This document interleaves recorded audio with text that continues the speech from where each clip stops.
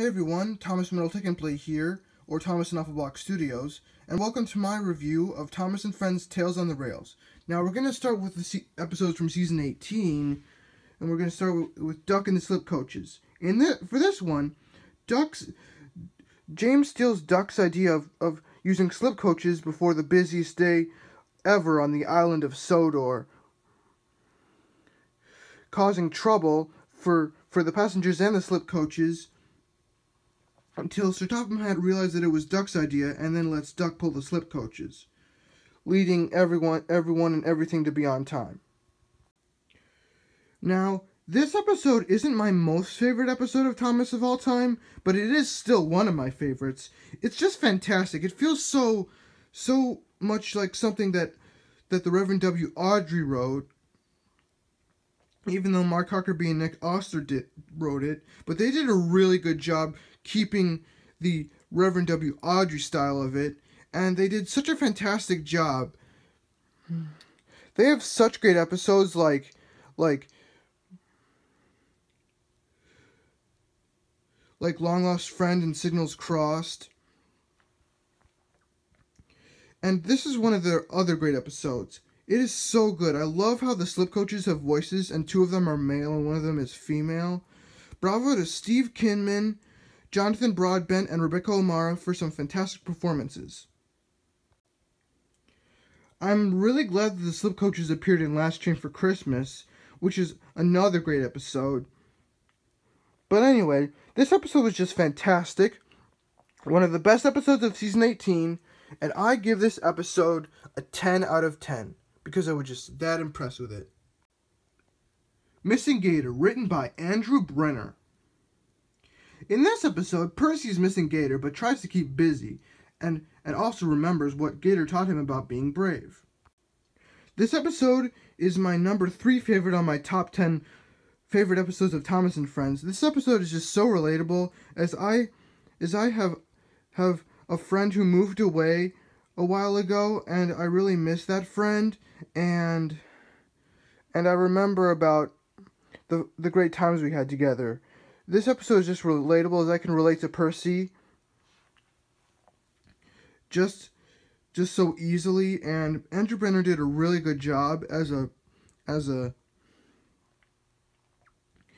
short sequel to Tale of the Brave, and the flashbacks were already really good too. Overall, this episode was another fantastic one. Bravo to Martin Sherman for some fantastic performances as our favorite little green saddle tank engine, and it was just a fantastic episode, one of Andrew Brenner's masterpieces, and I give this episode a 10 out of 10 because it was just that good. Very Important Sheep, written by Helen Farrell. And so into Season 19, here's another Percy episode. After Percy makes a hole in his livestock car, sheep jump out whenever he stops, and Thomas collects them one by one on his way to the spring fair. After watching Season 15's Wonky Whistle, this is a huge improvement.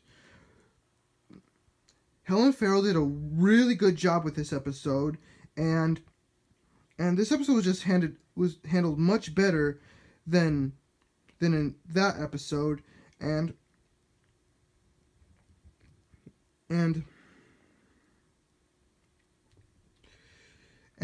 instead of blowing a crooked whistle and scaring animals, Percy just stops and doesn't realize that the sheep escaped. Luckily, Thomas rescued the sheep, and I have to give Joseph May and Christopher Ragland a lot of credit for their fantastic performances in this episode. Overall, after seeing how bad Wonky Whistle was, this is a huge improvement. Joseph May and Christopher Ragland do a really good job with Thomas and Percy here, and I think Thomas was right to take the initiative to bring the sheep to the spring fair, but Percy was also in top form here. And I give this episode a 10 out of 10. Salty All at Sea, written by Lee Pressman. When Salty is sent to the mainland, he's afraid to go by ship. This episode was done really well. I like how Salty I like how Salty was portrayed in this episode, as even though he was scared about going to the mainland, he still braved it out.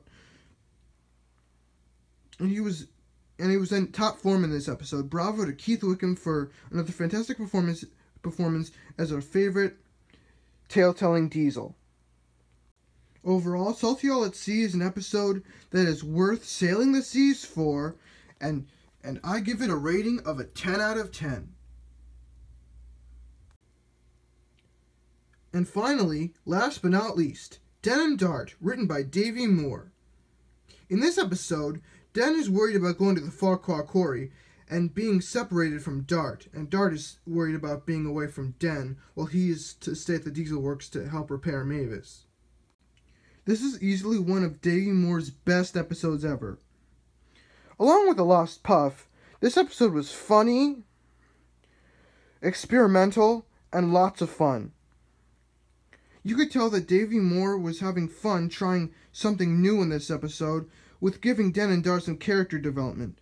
Bravo to Keith Wickham and Stephen Kinman for some fantastic performances as our favorite duo of Diesel Works Diesels.